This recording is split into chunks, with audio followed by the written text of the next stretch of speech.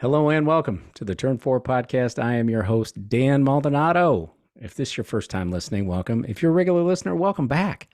This podcast comes from two lifelong fans of IndyCar and other forms of motorsport. Before I get started, I got to introduce you to my co-host, Tim Reiner. Timmy! What's up, Hey, Timmy? what's happening, Dan? How are you? I'm awesome. Yourself? I'm good. I'm still a little perplexed about this hat. I know. We've been talking about it for a long time. Can we get the social media staff to reach out to Wright Motorsports and ask them about this symbol on the back of this thing? This is for those of you not watching on the YouTube, this is a Wright Motorsports Porsche program, IMSA program. And Tim's wearing his hat backwards, which of course would bother Colin Cowherd. Well, I don't know if this is a P or if this is a lowercase R. I don't know what that is. I don't know what it's for or why, but I'm curious and I'm completely spun out by it. I'm on vacation this week, Tim. So, my attention span is worse than normal. Okay. Should be better if you're on vacation because now you're like relaxed and so you can like really not take paying in. attention to a thing. Yeah. So when I bought it, I thought it was just lines. And then the more I wore it and looked at it, I was like, it looks like a P. And then everybody always comments and asks me if I have a Porsche because I wear this hat. Yeah. And I don't, by the way, I don't own a Porsche, especially a GT3R or whatever it is. Like I don't own one of those. Right. It's just the two of us today. It is just the two of us today. After 2 weeks ago, we had three of us on. We had a nice interview. Yeah, the Nathan Brown episode was wonderful. I even tweeted out a little after that we could have done like 3 parts with Nathan if we'd have had the time. Obviously, he's busy and he's got things going on. He's got a young family. I would take 6 hours of that and just dice it up and drop it in every couple of weeks. I think it was a lot of fun. If you haven't listened to it, please go back and have a listen. Very insightful, lot of information that Nathan has relative to IndyCar. Yeah, agree. It's Thanksgiving week, Tim. Like I said, I'm off. I'm you and your family. So same to you. I hope you have a great one. We have everybody over. I look forward to it. I look forward to seeing everybody. I do enjoy that. I do enjoy having everybody here. Don't care. The mess, the food, everything else. I love it. You do? Well, yeah. Right on Thanksgiving. My wife. Happy birthday, Jen. Yeah. She's going to be 1 year older, She's nice. Her Good for birthday her. that every once in a while falls on Thanksgiving. So it's only a number. It's only a number. Celebrate. We are going to celebrate. We're going to have people over. It's going to be nice. Put candles on that turkey. Make a wish. Didn't think about that, but that'd be pretty fun. It would be fun. Tim, we have Las Vegas Grand Prix episode 86. I was going to say this is our Vegas. This is our episode. Yeah. Our Formula One series continues because obviously IndyCar is in the off season. Formula One continues. NASCAR is in the off season. Everything else is in the off season, but Formula One continues. Got 1 week left. For 1 week, yeah. Before we get into all this, I got a couple of things for you. So, first of all, have you ever spent time in Vegas in November? Oh yeah, every year. It's cold. Oh yeah, it's cold. Every year I go. Right, and it's chilly. Yeah, it's chilly at night, but it's 75 during the day. At least when I was there just this 2 weeks ago. But yeah, it's chilly at night, but it's the desert, right? It's supposed to cool off in the evening. Yep. I used to be part of an amazing program that company I work full time for used to do with one of our customers and a charity and things. So we used to go out there every year in November, and it was chilly. This is one of the things that you don't understand. It was centered around golf, and I was at Rio Seco golf course, which Butch Harmon. We're getting everybody turning off the thing. It's like this is a motorsport podcast, not a golf one. Butch Harmon is was claimed to fame. He was a Tiger Woods golf, pro. And I was in shorts and a jacket because I was completely unprepared for this thing. Had no idea that it was that chilly in November in Las Vegas. And he just rolled up behind me. I topped it, of course. And he goes, "You're my hero in those shorts out here." And he was bundled up. I mean, completely bundled up. Hat, gloves, pants, big jacket, the whole schmear. I'm like, dude, I'm from the Midwest. This is nothing. I was freezing. So I was trying to. You were trying to bluff that one, like, it's great. This is perfect. Yeah. I go every year for SEMA. So I'm sure people that listen to our podcast know about SEMA, which is the automotive show there that goes on. That's a huge event. So I go every year. Yeah. End of October, right? Early November. Yeah, it always falls over Halloween. So I don't know how many Halloweens I've missed with the kids, which is a really bummer. But Halloween into the first few days of November. So Vegas. A lot of things leading up to this. What's funny is I bring up the temperature because apparently Formula One admitted that they were unaware of what the temperature situation was like in Las Vegas this time of year, which I think is funny. I guess they're used to being in, the Middle East and parts of Asia where obviously the weather is much, much different. I mean, they're going to be much, much warmer next weekend when they hit the season finale in Abu Dhabi. Mm-hmm. So they were unaware. Speaking of Vegas locals, Tim, for this race, they were not impressed. And it was before one wheel was even turned out on that track. They were unimpressed.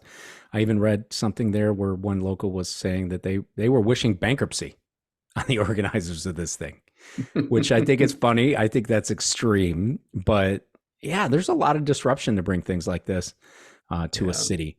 Does a city like Vegas need this? I was going to say 2 weeks ago, it was really busy and you couldn't get around. It was terrible. It's hard to get around no matter what's going on in Vegas. But when you shut down some of the street and you do all that, like it's so hard.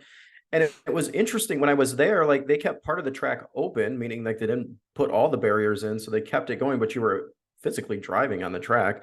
And it sounds like they opened it up, I think during the daytime for people to go, at least on the strip to get through. So there was a lot of moving parts to this. And we talked to a lot of not to go on a tangent here, but we talked to a lot of the cab drivers and they were like, this is not going to be good for us. So it's a mess because no one can get around. It's already busy. They don't need any more, traffic. They don't need any more draw as far as I'm concerned. I mean, it's a cool place. I've spent far too much time there in work. Yeah. I have no desire to go back, but if I do, I do. If not, I'm fine with it. So it feels more like an event versus a race to me. I was aghast earlier today. I saw something that said, the Vegas success means we don't need Monaco anymore. You better knock that off because that's just stupid talk. The promotional stuff was absurd. I think, we saw a lot of absurdities. I saw something on Twitter with a Red Bull with a Red Bull Formula One car cruising through a casino on the casino floor. Yeah, I did see that. Yep. Yeah, a little too much. Part of the promo stuff, right? Yeah, Max Verstappen. And then they had at one of the clubs, they had the Red Bull car upside down. Yeah, hanging over in the club. Yeah. Awesome. Max felt like a clown, his words, not mine, during the opening ceremonies. Tim, I wrote this and I didn't really, circus, think of it. Opening ceremonies? For real? Yeah, they had it. Yeah, it was crazy. It was like over the top, right? They're almost like a grand opening, right? Almost like that. It was weird. So weird. Max said it was 99% show, 1% sporting event. How do you see it? You agree? Well, I thought it was 100% show, and then I thought the racing action was really good, but it was totally hyped throughout for the year leading up to it, and yeah, very showy, but at the same time, I thought it looked good on TV. Like I think it's going to bring in some additional viewers for Formula One, so I think it fit the bill of what they were trying to do, which is showy but still a race, right? Yeah, showy but still a race. And probably because of all the lead up and everything that you see and all the fanfare and all this, that goes around it, probably put a larger than normal microscope around the event itself, and I think that's why they brought it upon themselves too. Totally. Right? Yep. Invited it. Yeah. Yep. Invited it. And unfortunately, right, starting with free practice 1, there was a bit of a misstep there. It's happened before where, a sewer grate or something on track comes loose or comes apart or something like that and requires a repair, a track repair. It's not unprecedented, right? It happens in all levels of motorsports. You prepare the best you possibly can, but had a problem. Carlos Sainz was the recipient of a loose, I love it. They call it a water valve, right? This is what this thing was. It was a water valve that, or the surrounding area of the water valve had come loose. He hit that thing and just destroyed his car. I mean, cracked the tub, cracked the seat, destroyed his battery, a number of other components and things. You can see the ground through the cockpit. That's unreal, Tim. It is unreal. It tells you the speed, the force. It tells you how fragile the cars are. And, when you're that close to the ground, you hit something, it's going to hurt. And it hurt the car bad. This is a track problem, not a Ferrari problem, but unfortunately it became a Ferrari problem and a Carlos Sainz problem because he had to change the battery. And according to the rules and the regulations, he was assessed a 10-spot grid penalty. That's harsh, right? That's harsh. Really harsh. Yeah. Yeah. The stewards no fault of his own. It's like none by the team, none by the components, none by the build, whatever it is. It's just baloney, really. Ferrari requested, here's according to Formula One and the stewards and things. Ferrari requested a derogation, one of my new favorite words, also known as an exemption, from Formula One sporting regulations to allow the battery to be replaced without penalty, but had his appeal thrown out reluctantly by the stewards, who said in their judgment they were, quote, obliged to apply the rules as written, despite agreeing that Sainz's misfortune was, quote, caused by highly unusual external circumstances. They couldn't give him a pass even if they wanted to, they claim, right? Which, again, I don't hard to believe. Totally agree. I don't know how that's possibly the case, right? Yeah. But go ahead. The race Formula One podcast, the Dash Race, spoke today of a very interesting point, which I didn't think of: the possibility of litigation, which is far too prevalent today in motorsports. The possibility of litigation. These are millions of dollars on the line between Ferrari and Mercedes finishing second or third in the Constructors' Championship. Yeah. Not saying that Mercedes would be ready to sue, which they probably would be if it's a matter of $10 or $20 million. If Sainz would have been given a free pass on that situation. So that's something of this piece that really I never considered, because you would think that up and down the grid, right, people would be understanding of the situation and nobody would be that petty about it. Am I crazy? No, I think you're going to have litigation when it came out of it. I think for sure, if you're not applying the rules as they're written, I think there's going to be a new clause in there that's going to say you got to put a clause in there that says if it's, an incident of this nature, then, they can waive the rule. So they're going to have to do that. And if it seems appropriate to me based on, what you just mentioned there. Yeah. Free practice 1, free practice 2 was not without problems either, but not necessarily on track. It seemed to me what I saw was hours and staffing and transportation staffing and some concerns on the part of the organizers motivated them to boot everybody out of the stands and out of the fan zones. So they ran free practice 2, which was super late, without any fans in the stands. Yeah, Tim, that's bizarre. We talked about going, and the price of this thing was outrageous. And it got better as it got closer, right? But if you're one of the people that got tickets early and you paid $1,000 or $1,200 for a weekend pass, and you were booted out of that stand, that's problematic at best.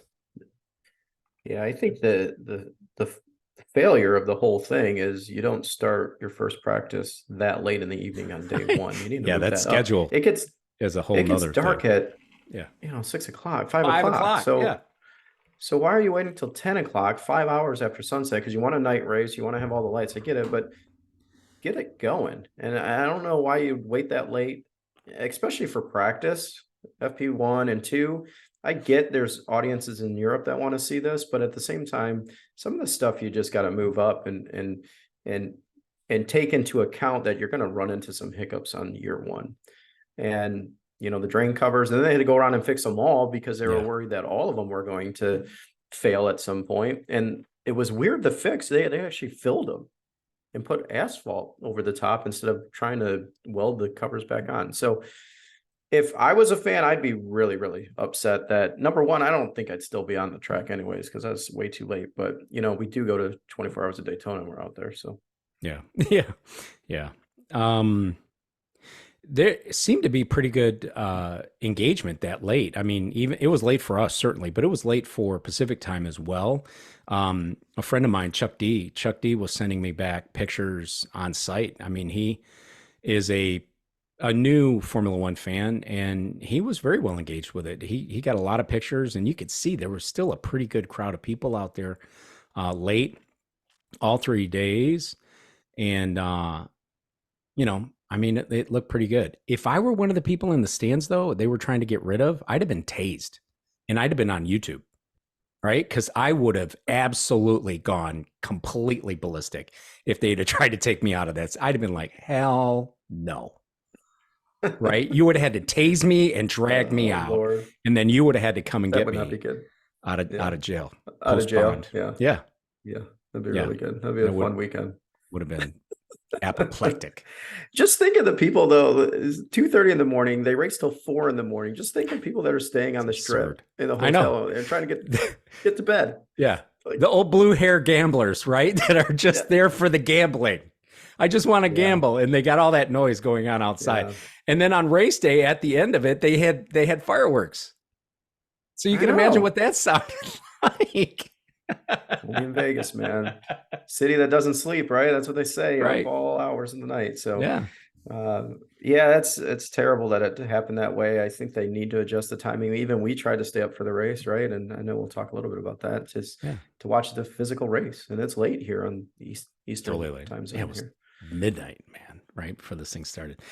Nonetheless, lawsuit, it is the U.S. after all. So Nevada law firm is looking at bringing a class action lawsuit to the organizers.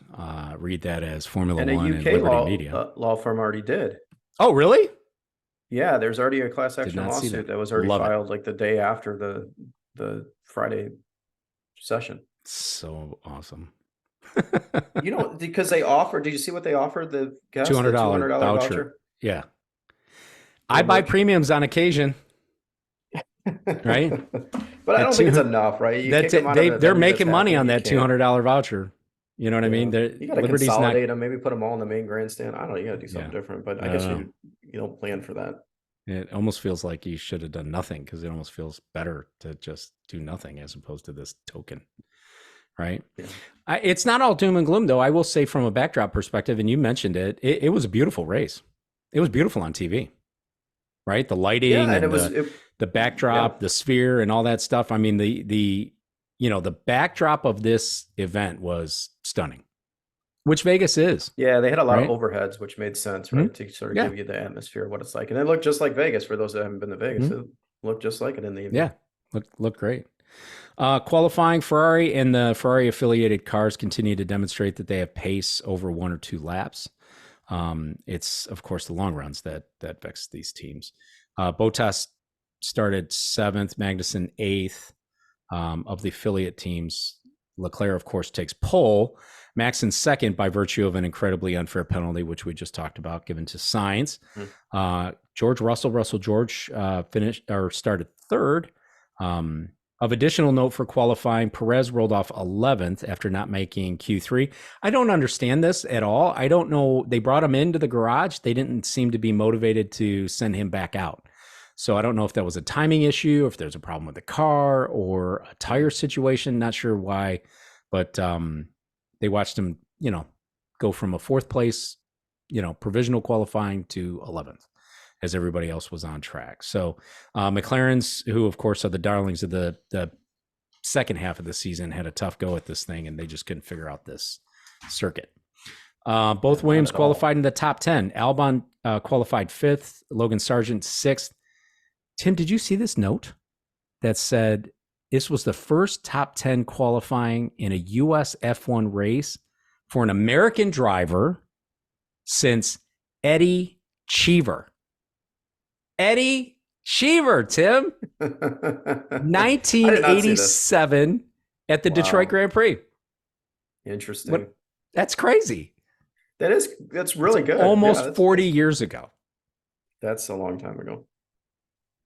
Eddie Cheever. It's almost the last time they were racing in Vegas too. Yeah, that was 81, 82. But anyway, I suppose I knew this, but when I first read that, really what struck me there wasn't the 1987. It was Eddie Cheever's an American driver. Yeah, I guess I'm not kidding. That was really my response. That's funny. I guess I would have thought that Michael Andretti would have qualified in the top 10 at some point. I guess I got to go back and look at his stats. Horrible. He had a horrible run at Formula 1. I know he had a terrible run, but I would have thought he would have qualified at least once in the top 10. Yeah. Apparently not. On to the race. Before we get to this race, you had talked about going. Why didn't you go? Yeah, we talked about it. Just expense, and you talked about taking a minor no to desire Vegas. I just didn't. Day one. Yeah, and I was just there, and I'm like, do I really want to turn around and come back? And so I saw the congestion, I saw the track, I saw the Sphere. It's like this thing that everybody loves. But anyway, I saw that, and I was just looking at ticket prices. I'm like, it doesn't make sense for the inaugural event to go. I did see or read that there were additional tickets still available, and they were plunging. Listen to this: hotel prices fell 83% from when they first announced it until the actual day of the race. And I looked at hotels right on the Strip, hotel rooms that weekend, and it was the week before, so for a race weekend, and they were pretty inexpensive. I was surprised. At like good places though, like quality places. Not like the haunted valleys or, Paris or something. No, it was the Lyric, something of that nature. Yeah. Link. There you go. It was the Link. And I know it's been refurbished and everything else, but it looked like a decent place. Formerly known as Harrah's, I think, is what the Link was. Imperial Palace. Oh, I love it. Yeah, which is right in the center of the Strip, was a total dump. Yep. But everything I saw online looked amazing. And I was like, that'd be cool. Total dump. Spent my 30th birthday at Harrah's with people that I work with. That's a story for another podcast. Someone I follow on Twitter made a comment. The good thing is you remember it though, right? I do. I remember my 30th and 40th birthdays. They were not at home, unfortunately, which always seems to kind of work out. Unfortunately. Someone I follow on Twitter made a comment within the past week or so, some to the effect of those F1 fans that want to be in Vegas. There are those F1 fans who want to be in Vegas and those who will be in Vegas. I, of course, replied suggesting that I am a fan and I have zero interest in being in Vegas. He did reply, but seemed to think I was being less than honest with myself about that assessment. Tim, I really did not have a desire to be there. I was totally fine watching it on TV. Even after watching it on TV and seeing everything else, I still did not have any, fear of missing out whatsoever. Yeah. You're a fan. I mean, when you watched it, did you feel like you had made the wrong decision by not going? No, not at all. I think it would be fun, but I've been to a lot of events and that just seemed just way too condensed. There was way too many people in one area. You're in a city, you're in downtown. To get around and to move and to go to a restaurant. When I was there 2 weeks ago, we went to a restaurant, we waited over 2 hours just to get seated. I can only imagine with F1 being there, it can take forever. So I'm happy I didn't go. There's others in the household that would have liked to go, but I think it's an event when you're a little bit older just because of the nature of Vegas and what it brings. Where it is, yeah. I didn't have any desire to go. I mean that sincerely. I didn't miss it, even after I saw it. I was fine to watch it on TV. I did stay awake for this race, though. I did doze a couple of times, but I did stay awake for this race. Did you? I'm impressed. Did you fall out? I watched pretty much all of it. I think I dozed off for the last 4 laps. Yeah. But otherwise, I stayed awake. Yeah. I was outside with the dogs. So I missed Leclerc's pass on Perez at the last on the last lap, but I heard my baby girl screaming about it, so I knew it happened. And but I did stay awake. I dozed a couple of times, like I said. It wasn't for long though. I did make it straight up to the end. I made it to this crazy drive to the Bellagio for the podium finishers, which I think that needs to go away for next year. Of course, I ate everything in the pantry, and we had even gone earlier to put more stuff in the pantry. So, pork rinds, chips, pretzels. I had, of course, the popcorn. At Chips 2 in the morning, yeah. Cookies. Oh yeah, cookies with the the M&Ms in it and everything else. I couldn't help myself. A couple of sodas. Oh my goodness. Another cup of coffee. So we made nachos, so we had our own little midnight snack too, but we didn't go crazy with it. Just cheese and chips, some little something to snack on while we watched the race. So my son and I watched for sure, and my wife was like, "Good night, going to bed. Good luck." Right. That was probably at like 11 o'clock or whatever it was, 10:30. That's like an hour after my regular bedtime. Yeah, I know. And we had a little 4 hours after my regular bedtime. Yeah. I will say this: the race was far better than I expected it to be, right down to the wire. Like I said, with Leclerc claiming that second place finish over Perez, it was a great race. Do you agree with that? It was a really good race. That's the only thing that sort of kept me awake was the racing on track. If it was another Max Verstappen 20-second lead, I would have been asleep a lot earlier. Oh, yeah. But yeah, it was a good race. And here's the thing that is amazing to me is that everybody's dogging what the track layout is. But I think these long straights into these tight corners produce really good racing. Totally agree. I know we're an IndyCar podcast, and I kept talking about how Detroit was going to be a good race, and everybody was like, "The track's terrible, it's terrible," and it was a good race in itself. So, I think you just got to put some crappy tracks, like perception of crappy tracks on the circuit, and I think you're going to get some good racing. Yeah, it looked like a pig, right? That's what everybody kept saying. It looked like it was like pig shaped or what? Who cares? It was great racing. Right? You can be shaped like a flamingo as far as I'm concerned. I don't care. It was great racing. Yeah. The thing that really surprised me, though, is that the average lap speed was 150 miles an hour in qualifying. That was the average speed going around the track, which is really fast for a street course. Really fast. So if something happens, it's going to happen big. It's going to happen big. Well, look at Norris, right? Yeah, I know exactly, Norris had the miss over the bump. Fishtailed, and he crashed a long way.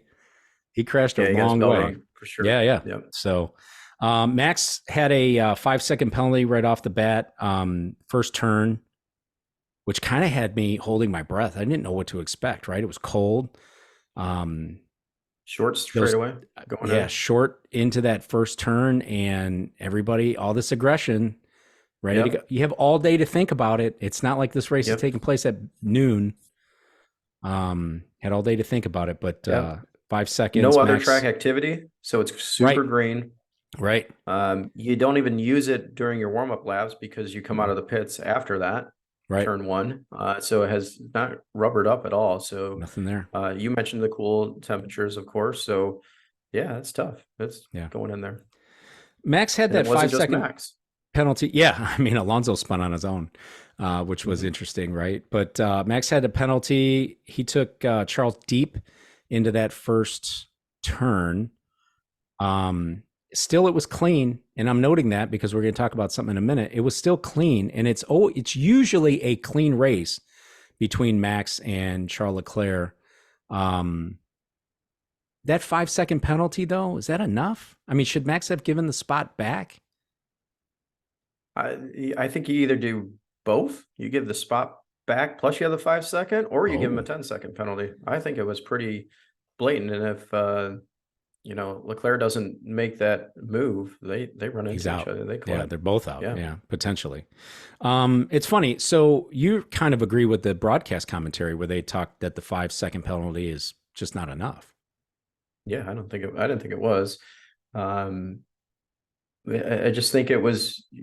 You're trying a little too hard on lap one, and you have these long straightaways. You're going to get by if you got pace for sure, especially when DRS kind of kicks in. So I think you got to take it a little more careful in there. And if you push somebody way off the racing line, let's say the wall was there. I know they don't put the wall there, but that's an accident right there. But they got the runoff for a reason. So Yeah, I think you should have given the spot back immediately, but I didn't mind the 5 seconds because it added drama later in the race. Yeah, it did. It totally did because shortly thereafter, I mean, you did have the 5 seconds. You know that Max was needed to do it. Leclerc had to hunt down Max, um, which is interesting because that's kind of been the Ferrari Achilles heel, right? Is that they don't maintain tires very well. So Leclerc having to push, you would have thought that he would have had to finish or stop earlier. Before I get to that, so though, early on the gap went to like almost 3 seconds, and then he reeled him in. He reeled him in. Yeah, reeled him in, Max which was complaining about his tires. Yeah, early. That was exciting. That was like, and he was in free air, right? He wasn't chasing anybody. He wasn't doing anything. So I mean, he definitely had the advantage on that. So it's very interesting that. But I happened. think the toe down the straightaways helps Leclerc in this situation. Even if you're 2 seconds behind, yeah, I think you get that toe at a pretty good distance. Yeah, even you know, for as long as it is. Shortly thereafter, we did have the incident that we just talked about with Lando Norris losing it over the bump. Big crash, and that was a safety car. And that safety car gave some advantage to Stroll, Perez, Alonso, and Bottas, who had a chance to stop early for hard tires. And it really was an advantage for them, particularly so with Perez, who, you know, featured heavily in this race, toward the end of this race especially, making his way through the field, both on the speed of the Red Bull, but also on the fact that other teams were required to pit. Max pitted, just like we mentioned, on lap 16. It was just as Leclerc was gaining on him. So Leclerc had made the pass. Max made his stop shortly thereafter. But that Ferrari was able to go 5 more laps than the Red Bull, which surprised me. And I texted you, saying, you did, yeah, and I missed it. Yeah, Leclerc should. But I was saying the same thing sooner. To my son, like he needs to pit. He had a nice that move. I was thinking the same thing. Yeah, plus take advantage of that 5 seconds, right?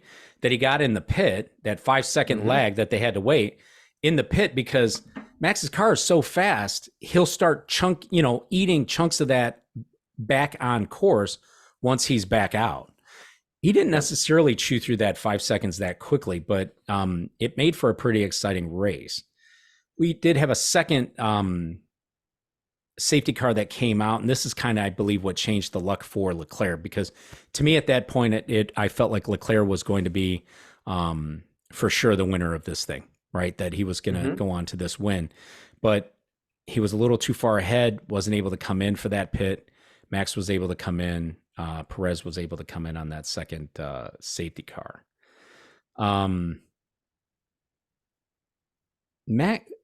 Prior to that, though, Max was, of course, lucky. We talked about passing people and who you can race with.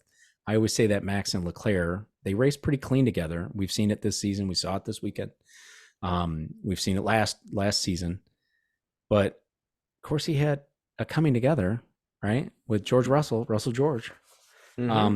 He says he just didn't see him there, right? I also saw some other quote that said he didn't expect him to come, at that moment. So either you didn't see him or you didn't expect him, right? Yeah, he wasn't all the way there either. He wasn't all the way there. He was still. No, he wasn't. I think that's a position that Max needs to bail on, honestly. You think so? Too much to risk? He has nothing to risk. He's already made this championship. The only thing he has to risk now is just the wins in a season. Yeah, I just think it's one of those situations. It's one of those situations where you didn't completely make the pass. You were sort of there, and so, in my opinion, as a fan, and I got a mic in front of me, is it's Russell's corner because you didn't get as far up as you needed to be in order to make that pass. But I get George was probably surprised that he was there, didn't see him, whatever it was. Yeah. But I think it goes back to other conversations we have about having killer instincts. Max has a killer instinct. Absolutely. And he's going to put it there no matter what, and he's going to drive hard. It goes back to the turn 1 that we were all up in arms in this house going, you can't make that move. You need to be penalized. Yeah. You need to give the position back. And then it goes to that one as well, where George gets the penalty. I don't understand why George gets that penalty. I think it's George's corner because Max isn't all the way there. Yeah. Yeah. It is interesting to me how that rule would have been applied that would have determined George was at fault, because Max wasn't ahead. But I think the piece there is Max was on the inside, right? So he had kind of the preferred line. Mm-hmm. So maybe that's where that goes. Maybe, but nonetheless, Russell, there's a quote from him at Formula1.com where he says, this is the story of his season and that he's lost for words after losing a podium. Hey, George, you were not headed for a podium, my friend, right? You had gotten to fourth, and by virtue of the penalty, you finished eighth, but you were not getting to third because he passed Gasly, and Gasly was 15 seconds behind third. Mm-hmm. So George had a good race, had a nice event, but he wasn't that fast. He didn't have enough time to chew through 15 seconds. Drove better than his teammate for sure. Totally did. Better handle on that track.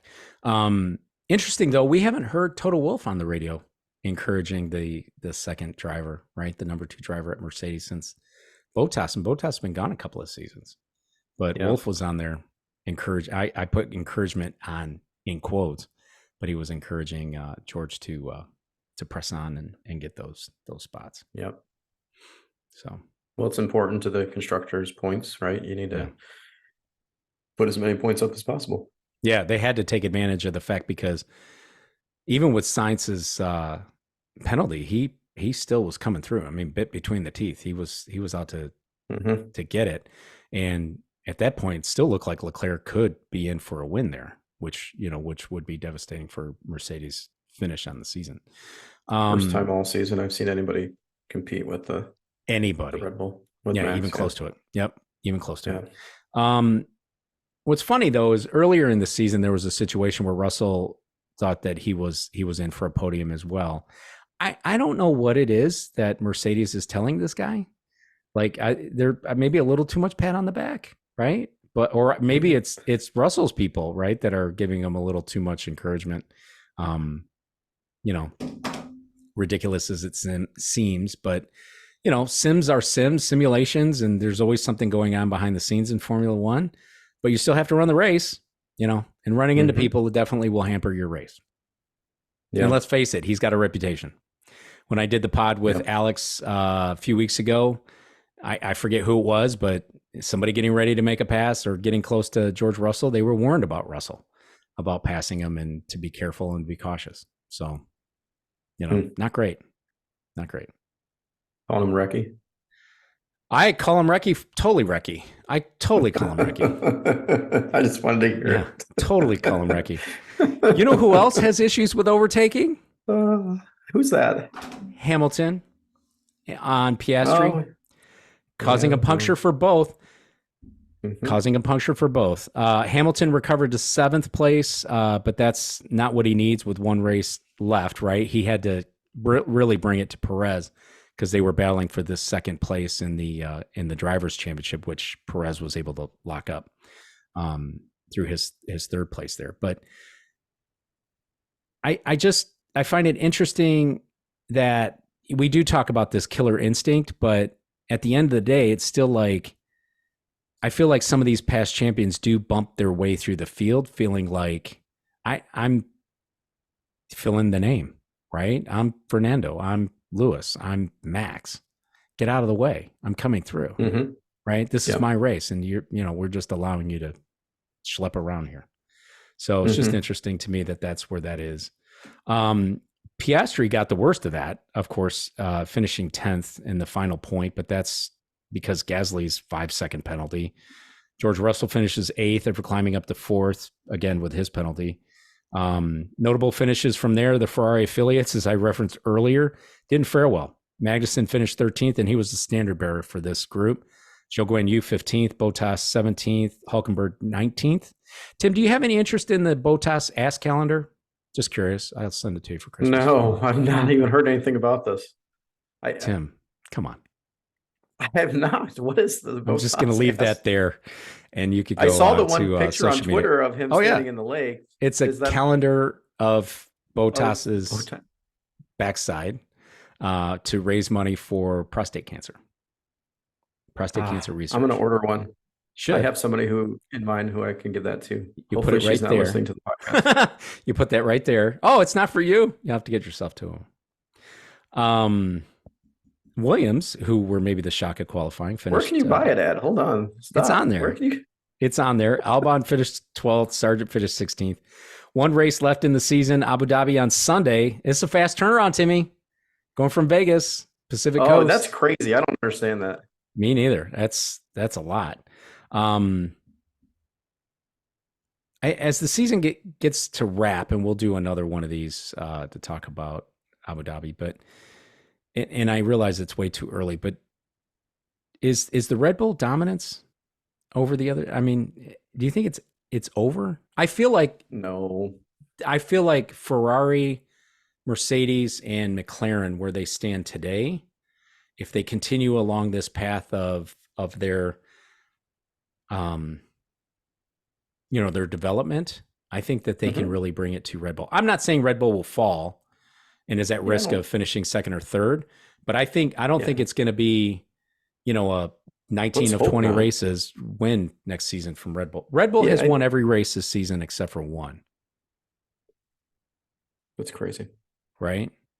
And Max has won all but, 3. Yeah. So the one by Sainz and 2 by Perez. Yeah. So you think, I don't think you can repeat at the level you're at, but I don't think anybody's going to challenge him for the championship next year. I do. I really do. I think that Ferrari has to still get some of their analytics in order, but I think they've got the car sorted. I think that Mercedes should have the car sorted. I don't see them putting a third car on track that's going to be that much of a disaster. And McLaren has got it going on, whatever. And Aston Martin started the season pretty good. So I think it's going to get very snug at the top of those standings. Well, I don't think so.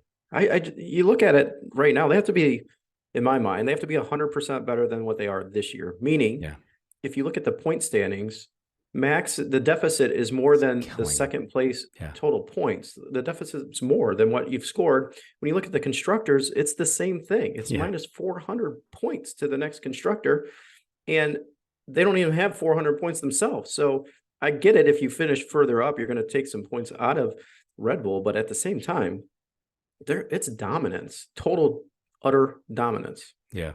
They're killing everybody. And then you have teams like McLaren that show up at some tracks, don't show up at others. They didn't have their program together at the start of the season. They were still working on development and never came to fruition. So they were already behind the 8 ball. And then you have fast, those. Yeah, but then you have Alpine, who starts off awesome, right? They bring all the stuff and then they fall off. So you got to be consistent over the duration of the season, and no other team has even come close to it this year. So I find it hard that someone's just going to come up through the woodwork next year and be like, oh yeah, we can compete at this level week in and week out throughout the entire season. And this level being a Red Bull type level. And I don't see it happening. Yeah. Maybe it's wishful thinking on my part. I just want a competitive season next year. It's always good to be optimistic. It is. My glass is half full, not half empty. Glass is half full. Drinking. No coffee for me. It's a day pod. That's weird. Well, it's a day pod, so I'm drinking water. Most people I can drink coffee later. So I can drink coffee later. Yeah, drink coffee at night. You ready to walk the grid? Yeah, can we talk about the grid walk though? Can we talk about Shaq? You want to talk about Shaq? Oh my God. Yeah, absolutely. The grid walk was a mess. It was total disaster. I almost feel like they planned for some of this mess now because they know it's weird, right? Like sometimes it's weird.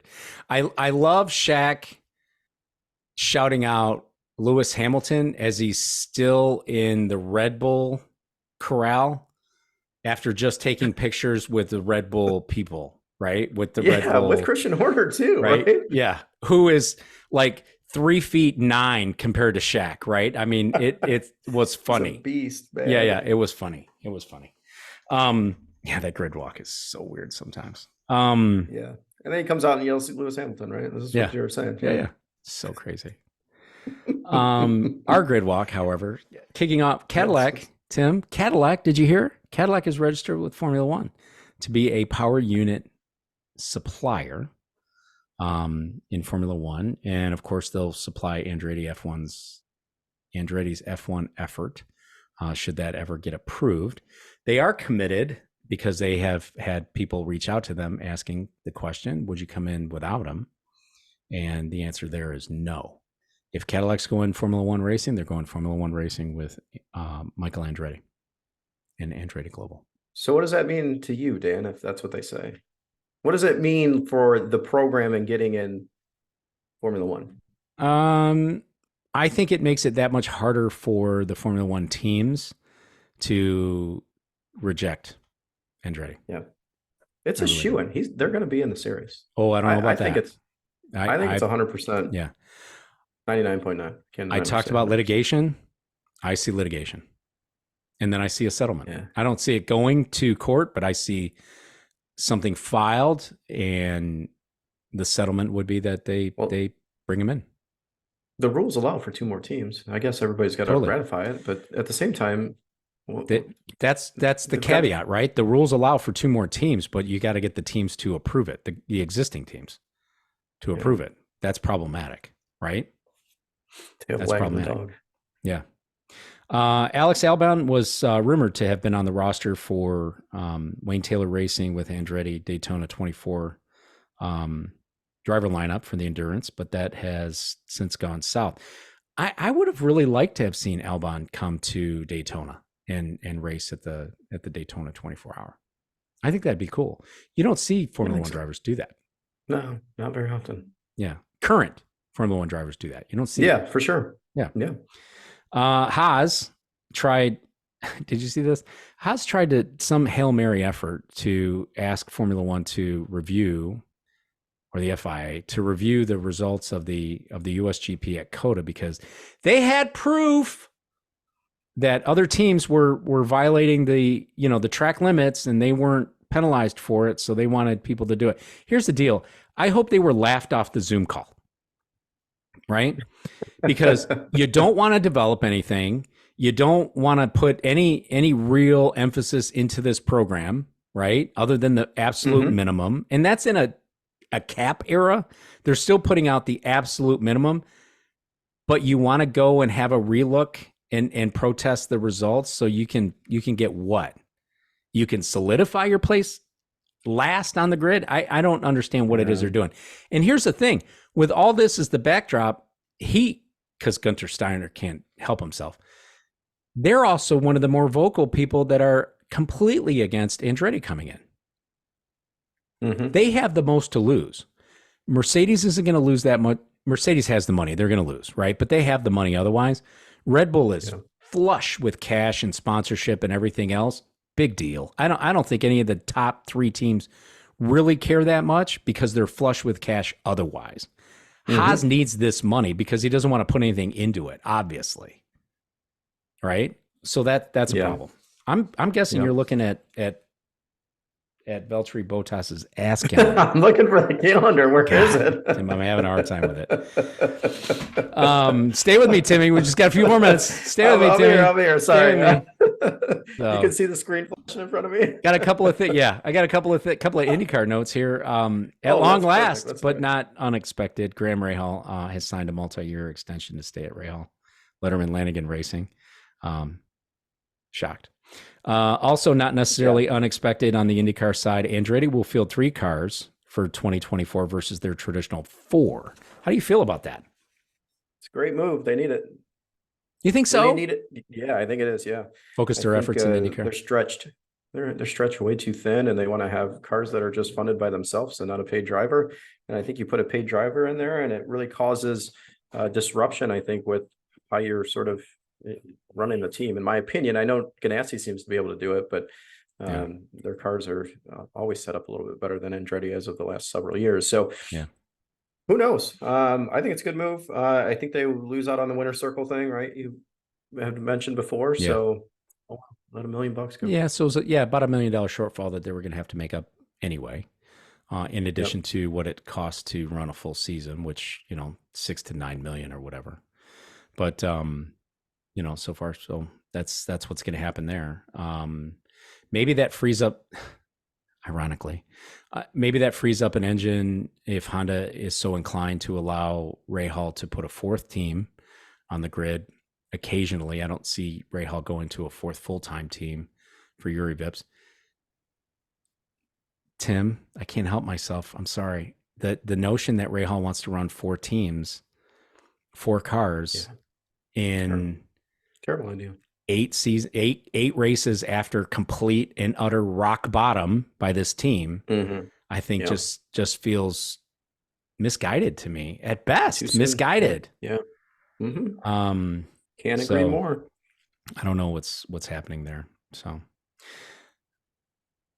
it is Thanksgiving week in the U.S. It is. So wishing all of our listeners a happy and healthy Thanksgiving. If you're traveling, be safe. Spend as much time as you can with your loved ones. Eat well. Watch football. Root for the Lions, who are 8-2 for the first time in 60 years. Don't talk politics or religion. If you want. Right? Don't talk politics or religion with anybody. Instead, that's eat true. more pie. Right? Agree. Yeah. That's all I got, Timmy. Well, it was a good show, Dan. I enjoyed it. I do have one question for you, though. Who you got for the game? We talked golf earlier. We talked racing. Now we're going to talk a little college football. Who you got for the game next weekend? What game? The game. I don't know what that means. Dan, the football guy. Michigan or Ohio State? Oh, I don't. I have zero interest in it. I still feel like. Well, I'll put it to you this way. If Ohio State loses to Michigan amidst all of this sign stealing nonsense and everything else that goes along with it, I still think that Day, or whatever his name, I keep wanting to call him Jason Day, but he's the golfer. Day or whatever, I think he loses his job. You think so? 3 years Absolutely. in a row losing to Michigan, he's out? Yep. Well, yep. I guess we'll see what happens if they do lose. I don't think they're going to lose, though. So. And it's in Ann Arbor? Yes, it is. They're going down the street from you. So there you go. It's Michigan. But you don't have Harbaugh, so I don't think it matters. You got him all weekend long. You got him all week long, and even though he's not on the sidelines, it doesn't mean he can't communicate with that team, with that staff. So we'll see. That's why they play the game. Yeah, Michigan. I'll give you that one. So that's who you got? That's your pick? That is what I got. Yep. All right. That's all I got. Hey, be sure to engage with us on social media. Always, always, always visit IndyCar1909.com. We are an IndyCar podcast primarily, and there's always good stuff there. Got to be talking IndyCar even in the off season. Look for us on Twitter. Look for Tim on Twitter to find out about this logo on the back of this Right Motorsports hat and the Botas calendar. And then, Instagram or our YouTube or whatever it is. We always get great engagement on the YouTube. We appreciate all that. So thanks for listening with us. Be safe this week, and we'll catch you next week. Talk about Formula One again.